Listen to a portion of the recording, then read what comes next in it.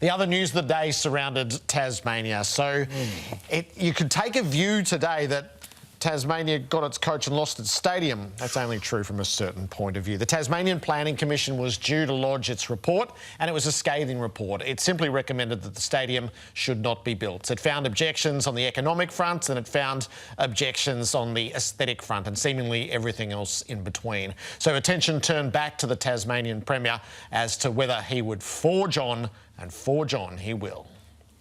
This report's not unexpected. Parliament will always, as I've said, have their say on this project. I understand some of the concerns in the community, but this is an opportunity that we cannot lose. This is an opportunity for Tasmania's future, and I'm as passionate about it today as I've ever been. I'm not surprised. I knew this would be a very challenging journey, but one that will be worth the journey in the end.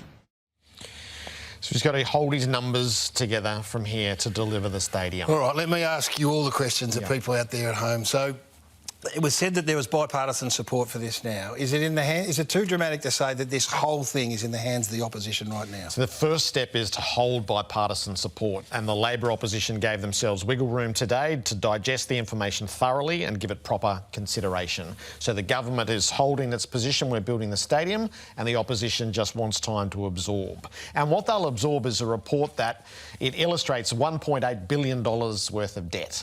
Now, the government will say it underestimates the economic benefits and the change in lifestyle that it would represent in Tasmania. But $1.8 billion is a shuddering figure which is not to be overlooked, particularly from the mainland. The other major objections seem to relate to the fact that it's a stadium. It's too big for the site, it'll change the landscape, and it won't be anything other than a stadium. So that was a weird part of the report, reading it. Of course it's a stadium, and it's...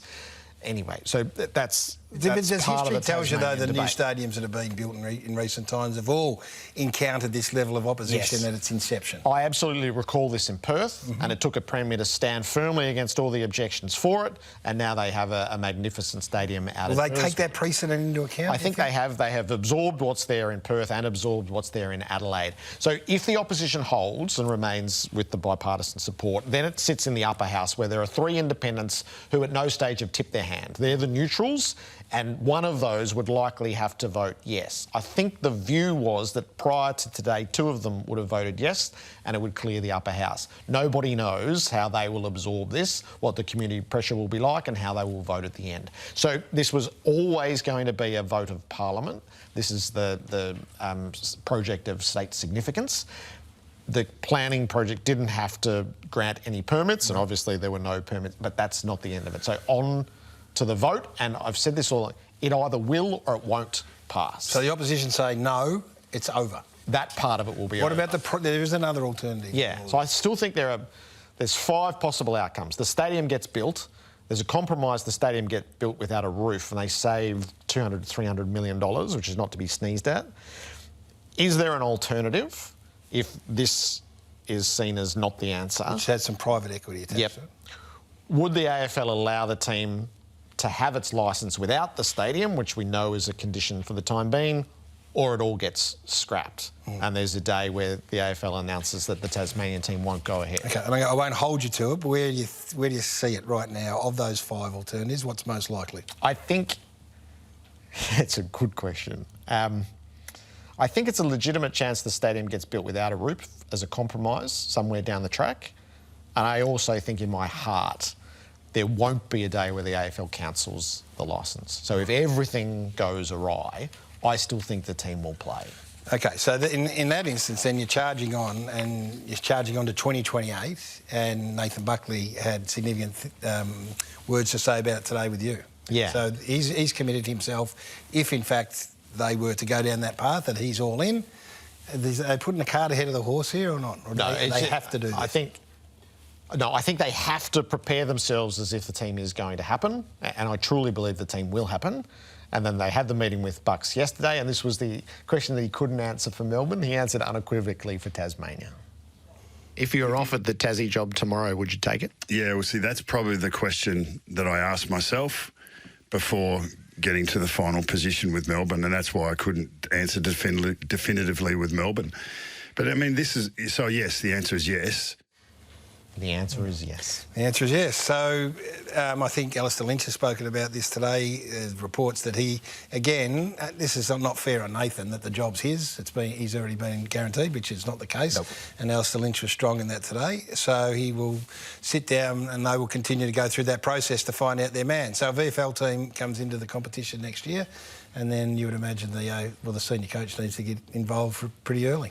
Yep. So there's a whole lot to be determined, and the main part of it is the politics around the stadium for the time being. Let's start, of course, with Tasmania. Now, the Tasmanian Planning Commission has handed down its report today, John, of course, hinging on that stadium. The report has surmised that it is officially too big, less benefits than was anticipated, and it could plunge Tasmania into $1.8 billion of debt. So that is essentially the summary of this report. They are not bound by this. It, of course, has to get to Parliament, which we will get to shortly, John. But it is a major step in this process. What actually is the fallout? Talk about a bunch of killjoys, Corbin, I tell you what. So I spoke to Kevin Foley today, the former South Australian Treasurer who greenlit Adelaide Oval. Now, every single person apart from him and Andrew Demetrio felt that Adelaide Oval would be a catastrophic mistake. They were all wrong. His strong message for Tasmania and the Rockcliffe government today is this. This is your one chance to build a field of Tasmanian dreams. This is his quote to Fox Footy. I would be damned if any government I was in would allow an unelected, appointed entity to stray out of its lane. Its lane is to tick the boxes, not lecture governments. How in the hell does a planning body have the ability to talk about financial and economic matters? We never predicted the explosion of activity at Adelaide because of this stadium, Adelaide Oval. That can happen in Hobart. It will no longer be the laughing stock of the nation. It will be the centre of attraction. So that's the emotion, that's the politics.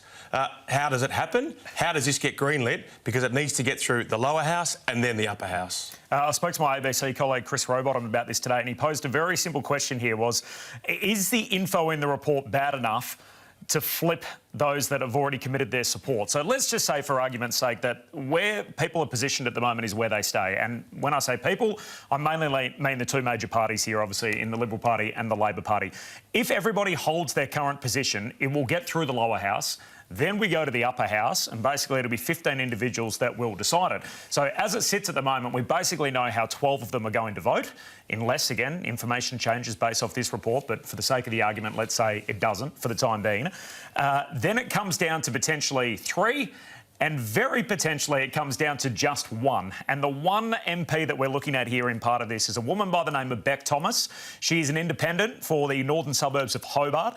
And there is, and it was put to me today, there is zero hyperbole in this, that the fate of this stadium could very well rest on one upper house MP, and that's what it could come down to as to how she votes or not. Now, the word around this today was very much they are going to wait to see what the government puts forward. So as much as this is just the planning committee with their recommendation, the government still has to present it to Parliament. So what does Rockcliffe's government take from the Planning Commission report? What does he toss out completely? And what is he to present to the government?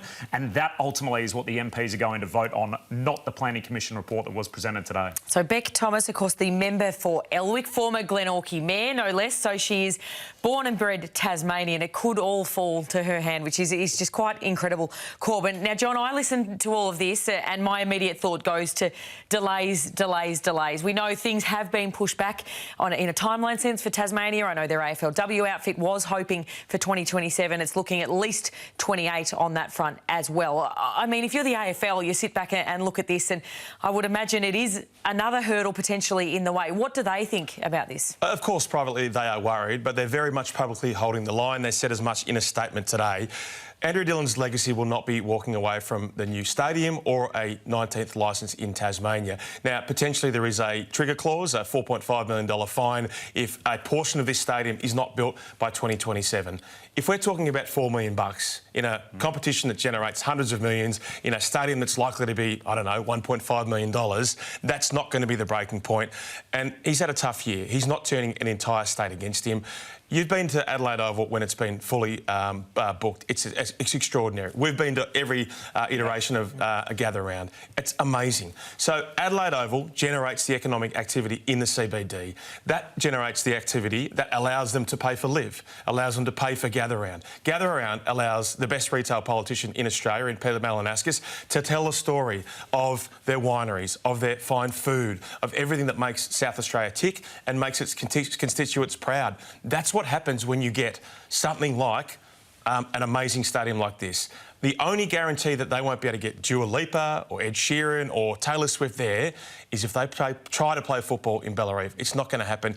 Yes, it's costly, but by creating this stadium, you generate economic activity which you can put into building, hiring nurses, hiring policemen, building all of the infrastructure you need. You can have the best of both worlds. It is incredible. As you say, you spoke to Kevin Foley today, and it really does feel like, doesn't it, that Adelaide, it is the ultimate case study for them. I mean, we've seen the brochure that the Tasmanian Devils are giving to prospective draftees. Even all the things you just rattled off about Adelaide with golf and wine and food and Salamanca Market and all of those things, of course, art and everything that goes with it. I mean, you can line that almost up with South Australia as well. Beautiful scenery. So it is the perfect case study for them. You would imagine there's a lot of sitting back and heavy reading of that report happening tonight.